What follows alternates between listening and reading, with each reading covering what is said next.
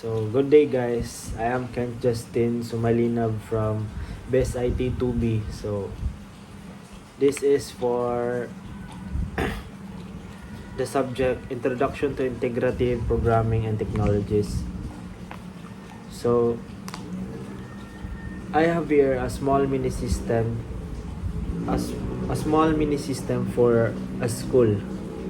So, we have two subsystems. So, by the way, I use Python and JSON file for this.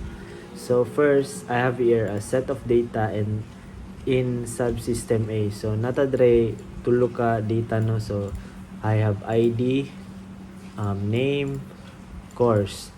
So, para maka-create tag JSON file, kailangan sa nato ni i-save ning subsystem A. So, Control S, then we have to run.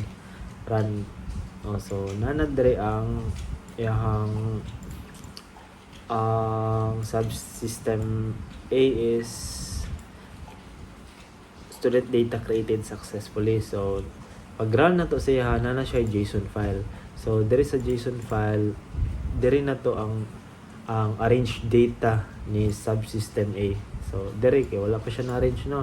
There na-arrange na. So, here naman sa subsystem B, so this block of code reads the JSON file and gina-display pod niya.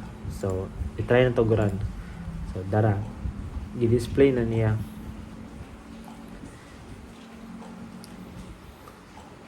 I-display na niya ang katong JSON file. So, what if mag-add tag data?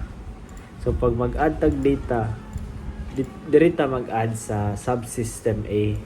So, what if mag-add tag another si ID number 4 Natasha Romanov o yung course kay BSCS. So, pag i-run nato siya diri sa B, wala siya, di ba? Wala. Ngano? Kay wala man siya sa JSON file. In order para mabutang siya sa JSON file, need sa nato ni siya i-save.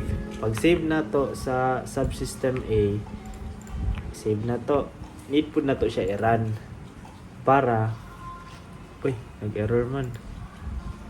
Wala dahil siya early braces. So, ato siyang i-save tapos i-run. So, pag run na to siya nakabutang dere, a student data created successfully. So, but pa sabot, nasulod na siya dere sa JSON file, dara. ID number 4. So, pag i-run na po na to ning subsystem B, mo display na po tong ID number 4. So, ang kanina system kay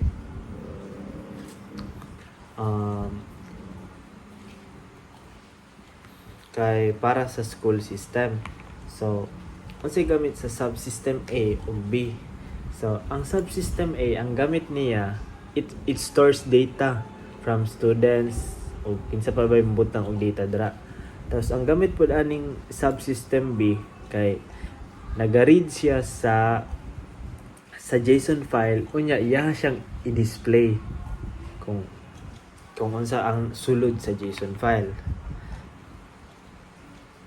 So, unsa ang mga kulang o mga need pa ni i-improve na mini system. So, pareha atong ganina na nag-error siya o nagbutang tag data diri tapos pag run na to sa subsystem B, nag-error siya. Mo to ang kailangan need yung improvement. So, ang mga flaws anina unsa kay og ang JSON file na to is let's say for example na ay something sa JSON file na to, tapos i-run na to, mag-error siya. So, but pa sabot, kailangan na to, ang JSON file na to is nakatarong siya o wala siya error in order para ma-run ang data. So,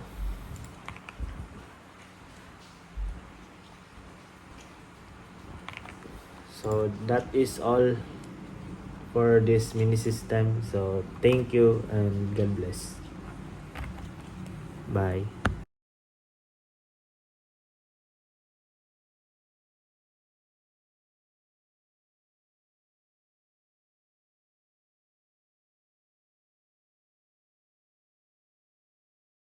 Tam giác là tác giao, tác là đánh, giam là nhốt, đánh nhốt là đốt nhánh, đốt là thiêu, nhánh là cành, thiêu cành là thanh kiều. Thank you everybody, welcome to the party.